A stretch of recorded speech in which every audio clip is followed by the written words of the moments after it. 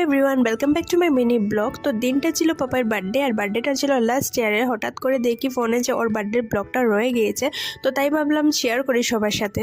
সকাল সকাল উঠে এই বেলুন ফোলাতে লাগলাম আর এই যে আমার বেলুন ফোলানো কমপ্লিট। তারপরে দেখি দিপাই বিনস আর গাজর কেটে রেখেছে ফ্রাইড রাইসের জন্য।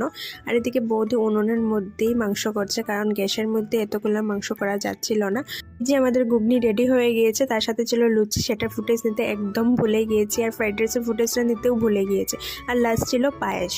গাইস আমার ডেকোরেশন কমপ্লিট আর আমি একা হাতেই ডেকোরেশনটা করেছি। কমেন্টে নিশ্চয়ই বলবে যে কেমন হয়েছে। তারপর আমি আর মিষ্টি চলে গেছি কেক আনতে, তো কেক নিয়ে আমরা বাড়ি চলে এসেছি।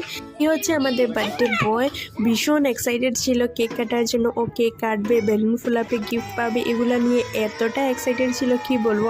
আর খুশিটা তোমরা দেখতেই পাচ্ছ ভিডিওর মধ্যে, ওকে দেখেই বোঝা যাচ্ছে যে কতটা খুশি ছিল। আর ওর খুশি থেকে আমরা ভীষণ খুশি ছিল। ভাই ভীষণ মজা করে ওর বার্থডেটা সেলিব্রেট করলাম। তো চলো আজকে